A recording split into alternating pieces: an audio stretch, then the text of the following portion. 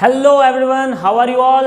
Today we are going with one short video of your 11th science, very important and most interesting chapter and one of the lengthiest chapter of your textbook, that is chapter number 9 sequence and series.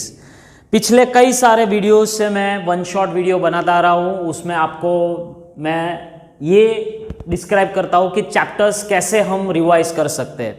हाँ, examples एक अलग चीज़ है और उसका जो concept है, उसके जो फॉर्मूलाज है, उसका जो चैप्टर सीक्वेंस है वो मोस्ट इंपॉर्टेंट पार्ट है कि अगर एक बार आप चैप्टर रिवाइज करने बैठते हो तो आप कैसे कर पाते हो.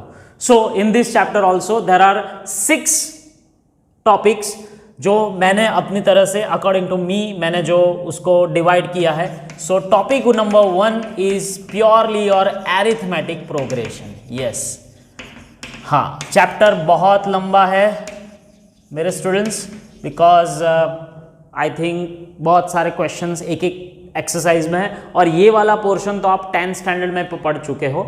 सो फिर से ये रिवाइज हो रहा है. Topic number 2 is geometric progression. Yes, हाँ, यहाँ पे आपको पूरा सीक्वेंस एंड सीरीज दोनों आपके सम्स आ जाएंगे. मैं एक्सरसाइज वाइज कभी भी नहीं पढ़ाता हूँ, that is my technique. Topic number 3 are the based on word problems. Yes, बहुत अच्छे वाले और ब्रेन टीजर्स यहाँ पे आपके वर्ड प्रॉब्लम्स है. आपकी मिसलेनियस एक्सरसाइज में 9.1 9.2 9.3 में भी है. Topic number 4 that is based on consecutive terms. Yes, topic number 5 is AM and GM, यानी कि arithmetic means and geometric mean, and the last one is spatial series. Yes, okay. So इतने topic में मैंने ये chapter को divide किया है. अगर आप सोचोगे जो फर्स्ट एक्सरसाइज है आपकी टेक्स्ट बुक की, जो NCERT टेक्स्ट बुक की फर्स्ट एक्सरसाइज है, वो यहाँ पे कुछ इतनी काम की नहीं है. ठीक है, वहाँ पे सिर्फ आपको वैल्यूज ही फाइंड करनी है, टर्म्स के नंबर्स ही चेक करने हैं और सिंपल तरीके से सम्स है. लेकिन जो इंपॉर्टेंट पार्ट है वो हमारा 9.2 एक्सरसाइज से स्टार्ट हो रहा है. लेकिन मैं हर बार, मैंने पहले भी बोला था, हर एक वीडियो में बोल रहा हूँ कि मैं एक्सरसाइज वाइज हर एक चैप्टर्स पढ़ाता नहीं हूँ. मैं ये टॉपिक के वाइज पूरा चैप्टर्स लेता हूँ. ठीक है, so starting with the one shot video for this today now. So first topic is arithmetic progression. Arithmetic progression में कुछ भी नया नहीं है, जो हम 10th स्टैंडर्ड में पढ़ चुके थे वही उसका रिवीजन है. सो एरिथमेटिक प्रोग्रेशन इज दैट कि अगर आपका सीक्वेंस में सारे टर्म्स में आपका डिफरेंस इक्वल हो रहा है, so that are the arithmetic progressions. So उसका nth टर्म की फॉर्मूला है a + n-1 × d, एंड उसकी सीरीज की फॉर्मूला, यानी कि इन सारे टर्म्स को हम अगर ऐड करें, सो n/2 2a + n-1 × d. Same way दूसरा भी एक पैटर्न है, first term plus last term, ऐसे भी बोल सकते हो आप, क्योंकि कई बार क्या होता है कि आपको लास्ट टर्म मालूम होता है, सो आप डायरेक्टली पुट कर दो और आपको SN मिल जाएगा. फिर से बता रहा हूँ, एरिथमेटिक प्रोग्रेशन में मेन 2 पैरामीटर है, एक उसका फर्स्ट टर्म यानी a और दूसरा है उसका difference. First term and difference आ गया यानी सब कुछ आ गया. अभी आप कोई भी एग्जांपल्स उठाओ, उसका 7th टर्म फाइंड करो, उसका nth टर्म फाइंड करो, उसकी सीरीज फाइंड करो या sum of the first term find करो, कुछ भी हो you can calculate. Okay, so this is your arithmetic progression. Now geometric progression is new from this year. अभी इस साल से ये ज्योमेट्रिक प्रोग्रेशन आपको इंट्रोड्यूस हो रहा है. सो ज्योमेट्रिक प्रोग्रेशन में क्या है, जैसे एरिथमेटिक प्रोग्रेशन में डिफरेंस सेम होता है, वैसे ज्योमेट्रिक प्रोग्रेशंस में रेशियोज विल बी सेम. चलिए मैं एक एग्जांपल्स देके आपको बताता हूँ कि अगर आप 2 4 6 8 10 लेते हो, सो ये AP में स्टैंड करेगा. क्यों कि भाई सबके डिफरेंस 2 2 में आ रहा है. लेकिन वही मैं 2 4 8 16 32 अगर ले लो, सिंपल एग्जांपल लिया है, सो वो GP में स्टैंड करेगा, क्योंकि उसका सभी में रेशियोस कॉमन है. रेशियो यानी क्या, उसका मल्टीप्लिकेशन. हर बार आप देखो 2 मल्टीप्लाई हो रहा है, 2 मल्टीप्लाई हो रहा है, 2 मल्टीप्लाई हो रहा है. ठीक है, सो रेशियो कोई भी हो सकता है, पॉजिटिव भी हो सकता है, नेगेटिव भी हो सकता है, लेस देन 1 भी हो सकता है, ग्रेटर देन 1 भी हो सकता है, कोई भी हो सकता है। जैसे डिफरेंस में भी हम पॉजिटिव नेगेटिव लेते हैं। यस, एक बात याद रखो, अगर डिफरेंस पॉजिटिव है यहाँ पे, सो आपकी जो सीक्वेंस है वो इंक्रीजिंग पैटर्न में आएगी, ठीक है, यानी छोटा फिर बड़ा, उससे बड़ा, उससे बड़ा, ऐसा जाएगा। और अगर आपका डिफरेंस लेस देन 0 है तो आपकी सीक्वेंस डिक्रीजिंग पैटर्न में आएगी। डिक्रीजिंग यानी पहले आपका लार्जेस्ट वैल्यू, देन उससे smallest smallest smallest smallest value आ जाएगी। सेम वैसे भी है, अगर आपका रेशियो ग्रेटर देन 1 है, मॉड्यूलस, सो वैसे भी आपकी इंक्रीजिंग सीक्वेंस होगी। अगर आपका लेस देन 1 है, सो ऑब्वियसली डिक्रीजिंग पैटर्न होने वाली है। ये आपको पता चल रहा है? ओके, सो इसकी nth टर्म की फॉर्मूला है। हाँ, यहाँ पे मैं फॉर्मूला ही देने वाला हूँ, कोई सम्स इस वीडियो में नहीं आएगा। एंड Sn की 2 फॉर्मूला है। अगर रेशियो आपका ग्रेटर देन 1 है तो you can write like this, अगर लेस देन 1 है so you can write like this. दोनों में कोई फर्क नहीं है, माइनस प्लस का एक फर्क है। लेकिन अगर आप लेस देन 1 में ये फॉर्मूला सूट करते हो तो आपको 1 माइनस आर माइनस की दिक्कत नहीं रहेगी। सो this is the formula portion. Okay, ये बेसिक इंट्रोडक्शन है arithmetic progression and geometric progression के बारे में। चलिए आगे बढ़ते हैं। एक और आपको कंसेप्ट दे देता हूं कि अगर 3 नंबर एपी में है यानी arithmetic progression, so 2b is equals to a plus C. ये जो नोटेशन है इसकी बहुत ज़रूरत पड़ती है कई बार सम्स में। अगर ए बी सी जीपी में है so B square is equals to A C. ठीक है, ये याद रख लेना क्योंकि कई बार आपको 3-3 पैटर्न वाली 3-3 कैलकुलेशन ऑब्जर्वेशंस वाले सम्स देते हैं। सो वहाँ पे आपको ये इजी रहेगा। तो ठीक है, ये सिंपल चीज़ें हैं। फिर इसके बाद आता है वर्ड प्रॉब्लम्स, टॉपिक नंबर 3 में। सो आपकी जो एनसीईआरटी की टेक्स्ट बुक है उसमें बहुत अच्छे वाले वर्ड प्रॉब्लम्स है, लेकिन थोड़ा मैं आपको डिफरेंस बता दूं क्योंकि कई बार क्या होता है कि अरिथमेटिक प्रोग्रेशंस के साथ जाए या ज्योमेट्रिक प्रोग्रेशंस के साथ जाए, ये कई बार दिक्कत हो क्योंकि उसमें इजीली बोल नहीं पाते हम वर्ड प्रॉब्लम में। हाँ, अगर न्यूमेरिकल वाला सम्स है तो वो लोग बोलते हैं कि भाई यहाँ पे अरिथमेटिक प्रोग्रेशंस क्या, फर्स्ट टर्म है, डिफरेंस है या रेशियो है, तो आपको डायरेक्टली पता चल जाता है। वर्ड प्रॉब्लम्स में ऐसा पता नहीं चलता। तो आपके जो सिलेबस में है वो थोड़े ऐसे टाइप के सम है। फर्स्ट तो भाई आपका बैंकिंग सिस्टम। यस, तो बैंकिंग सिस्टम में मैं हर बार बोलता हूं कि अगर आपका कोई इंटरेस्ट कैलकुलेशन है, यानी कि आप फर्स्ट टाइम बैंक में कोई रुपीस डिपॉजिट करते हो और फिर 5 साल के बाद या 10 साल के बाद आप पैसे लेने जाते हो या अमाउंट उसकी ऐड हो जाती है, तो अगर वो सिंपल इंटरेस्ट है, ये याद रखना। हाँ भाई, अगर वो सिंपल इंटरेस्ट है तो वो ऑफिशियली एपी ही सीरीज बनेगी, अरिथमेटिक प्रोग्रेशन के साथ ही सीक्वेंस बनाएगा। ठीक है, सीक्वेंस और सीरीज दोनों, क्योंकि सिंपल इंटरेस्ट में प्रिंसिपल सेम रहता है, वो हमें पता है। अगर वो कंपाउंड इंटरेस्ट है सो भाई वो जीपी में चला जाएगा। सो ऐसे तरीके के दोनों सम आपके टेक्स्ट बुक में दिए हुए और एक्स्ट्रा आपकी कोई बुक्स आप सॉल्व कर रहे हो वहाँ पे भी आपको मिल जाएंगे।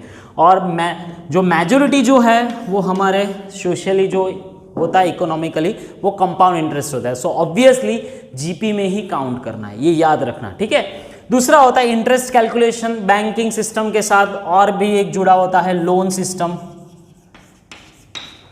ठीक है, सो ऐसे अच्छे वाले सम्स आपको टेक्स्ट बुक में मिलेंगे कि भाई एक ट्रैक्टर किसी ने परचेज किया है, वो अभी 20,000 का है, फिर 20,000 में से उसने कुछ 12,000 का पेमेंट कर दिया।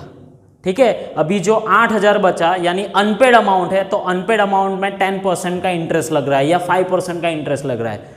हर साल वो कुछ ना कुछ अमाउंट तो देता ही है, लेकिन साथ में उसको इंटरेस्ट देना पड़ता है। That is the system of loan system. So loan system वाले जो सम्स है वो अरिथमेटिक प्रोग्रेशन में आएंगे। अगर आप मिसलेनियस एक्सरसाइज सॉल्व करो तो मिसलेनियस एक्सरसाइज में वो ट्रैक्टर वाले, मोटर बाइसिकल वाले सम्स जो है जिसने लोन के हिसाब से लिया है कभी, तो वो सारा कुछ हमको अरिथमेटिक प्रोग्रेशन में मिलेगा, वहाँ पे ज्योमेट्रिक प्रोग्रेशन नहीं आएगा। नेक्स्ट, बैक्टीरिया प्रॉब्लम या रेडियो एक्टिविटी, ठीक है, वैसे तो रेडियो एक्टिविटी आपके टेक्स्ट बुक में नहीं है, radioactivity, growth and decay दोनों की बैक्टीरिया है या नंबर ऑफ टाइम्स उसका डबल हो रहा है, ट्रिपल्स हो रहा है, यानी कि फर्स्ट आवर में डबल हो रहा है, सेकेंड आवर में फोर्थ टाइम हो रहा है, तो ये सारे जो सम्स है वो ऑब्वियसली जीपी में आएंगे, ठीक है। सो ये एक बात याद रखना, ठीक है। पॉपुलेशन वाला सम है कई बार, तो पॉपुलेशन वाले भी सम्स वैसे तो आपके टेक्स्ट बुक में नहीं है, पॉपुलेशन इंक्रीज हो रही है हर बार 5% के साथ, तो वो सब कुछ कंपाउंडेड इंटरेस्ट ही कैलकुलेट होता है, one type of compounded interest में ही आता है ये population. So same it is always be considered as GP sequence, ठीक है।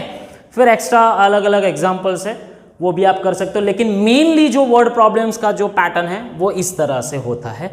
मैं यहाँ पे कोई एग्जाम्पल नहीं ले रहा हूँ भाई, यहाँ पे सिर्फ कंसेप्ट बता रहा हूँ कि कौन सी चीज़ें कहाँ पे यूज़ होगी, ठीक है, क्योंकि इसमें कन्फ्यूजन रहता है कि एपी यूज़ करे या जीपी यूज़ करे, ठीक है। So word problem is totally clear. चलो आगे बढ़ते हैं नेक्स्ट पैटर्न के साथ। Topic number 4 is consecutive terms. Yes, ये थोड़ा इंटरेस्टिंग है। इसमें सम्स कैसे पूछते हैं, मैं पहले सम्स की पैटर्न आपको देता हूँ। Find the 3 consecutive numbers, 3 consecutive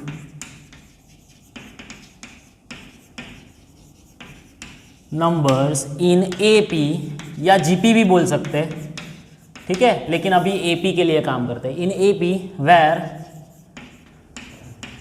some is something, अभी मैं सम नहीं करवा रहा हूँ, ठीक, सिर्फ पैटर्न बता रहा हूँ मैं। एंड प्रोडक्ट ऑफ, या तो प्रोडक्ट इज समथिंग, ठीक है, ऐसे एक पैटर्न होती है। अगर जीपी में पूछते तो वहां पे where product is something and sum is something, so find that 3 numbers, ऐसा एक पैटर्न पूछते। फिर अलग अलग कंडीशन है, लेकिन यहाँ पे सम कंपलसरी रहना चाहिए और यहाँ पे जीपी में प्रोडक्ट कंपलसरी रहना चाहिए। दूसरी जो कंडीशन है वो बदल सकती है। सम्स है आपके टेक्स्ट बुक में इसलिए बोल रहा हूँ। सो कंसेक्यूटिव टर्म्स में आपको एक एपी और जीपी के लिए आपको ये टेबल याद रखना पड़ेगा। अगर मान लो कि आपको 3 कंसेक्यूटिव टर्म्स वाला सम्स पूछते हैं तो आप डायरेक्टली ए प्लस डी, ए प्लस 2d यानी फर्स्ट 3 नंबर्स लोगे तो नहीं चलेगा, क्योंकि यहाँ पे क्या है भाई, 2 कंडीशन है, यानी हमारे 2 पैरामीटर्स जो ए और डी, ए एंड डी और ए और आर, यानी रेशियो, ज्योमेट्रिक प्रोग्रेशन में कौन पैरामीटर है, ए एंड आर, वो हमें मिलना चाहिए। सो यहाँ पे उन लोगों ने एक पैटर्न बनाई हुई है कि A plus D, A minus D, you can write like this, और यहाँ पे ए आर और ए बाय आर, ठीक है, अगर 3 कंसेक्यूटिव्स है तो। अगर 5 है तो ये बढ़ जाएगा एक एक दोनों side, A plus D, A plus 2d, A minus D, A minus 2d, तो यहाँ पे भी बढ़ जाएगा ए, ठीक है, A by R square, A by R, A R square. यहाँ पे थोड़ी जगह कम है इसलिए मैं अलग तरीके से लिख रहा हूँ, लेकिन आप देख सकते हो कि जब आपको समेशन पूछे तो आपका डी कैंसिल होना चाहिए, और जहां आपको प्रोडक्ट पूछे तो वहां आपका आर कैंसिल होना चाहिए, इसलिए ये जो बॉक्स बनाया हो वो कंपलसरी होना चाहिए सम में, ठीक है। अगर 7 टर्म्स पूछते तो और एक एक दोनों साइड बढ़ जाएगा, एक प्लस में बढ़ेगा, एक माइनस में बढ़ेगा, वैसा एक मल्टीप्लिकेशन में बढ़ेगा, एक डिवीजन में बढ़ेगा। सो this is the odd numbers consecutive पूछते हैं। हाँ, अगर आप 4 के साथ चले जाओ यानी 4 कंसेक्यूटिव टर्म्स है तो यहाँ पे थोड़ा अलग है, आपको 2 का डिफरेंस लेना पड़ेगा। इज इट लाइक दिस, यानी 2 का डिफरेंस है, वहाँ पे 1 का डिफरेंस है, यहाँ पे 2 टर्म्स का डिफरेंस है। तो यहाँ पे कैसे होगा ज्योमेट्रिक प्रोग्रेशंस में, A by are cube, A by R, A R और ए आर क्यूब। अगर आपको 6 टर्म्स पूछते हैं बस तो सेम ए माइनस डी, ए प्लस डी, ए प्लस 3d, ए प्लस 5d, दोनों तरफ एक एक ऐड करते जाओ। सो रेशियोज में क्या होगा, a by r raise to 5, a by are cube, a by r, ठीक है, a r cube, a r raise to 5। वैसे तो आपके जो टेक्स्ट बुक के सिलेबस में वहाँ पे 3 कंसेक्यूटिव और 4 कंसेक्यूटिव वाला ही पूछा हुआ है, इतने ज़्यादा गए नहीं आगे, लेकिन मैं बता देता हूँ, अगर 7 भी पूछ सकते, यहाँ पे 8 भी पूछ सकते, कोई भी बना दो, पैटर्न आपको समझ में आनी चाहिए, ठीक है। चलिए आगे, topic number 5, arithmetic mean and geometry mean. नाम ही उसका मीनिंग से एरिथमेटिक मीन। मान लो कि भाई ए और बी के बीच में अगर आप एक एरिथमेटिक मीन लेते हो तो arithmetic mean is a plus b by 2। अगर आप 2 नंबर के बीच में एक ज्योमेट्रिक मीन लेते हो, so that is under root a b. लेकिन ये 2 नंबर के लिए है और एक एरिथमेटिक मीन और एक ज्योमेट्रिक मीन की बात हो रही है। Now n numbers of means, so वहां पे आपको कैलकुलेट करना पड़ेगा। सो मान लो कि भाई a और b के बीच में बहुत सारे एरिथमेटिक मीन्स है, तो हमको डिफरेंस फाइंड करना है, क्योंकि है तो सारा एपी में ही, पूरा सीक्वेंस कहाँ पे जाएगा, एपी में जाएगा। उसका फर्स्ट टर्म तो मुझे पता ही होगा, जो फाइंड करना है वो क्या करना है, डिफरेंस ही फाइंड करना है। सो डिफरेंस यानी formula is b minus a upon n plus 1, ये याद रख लेना।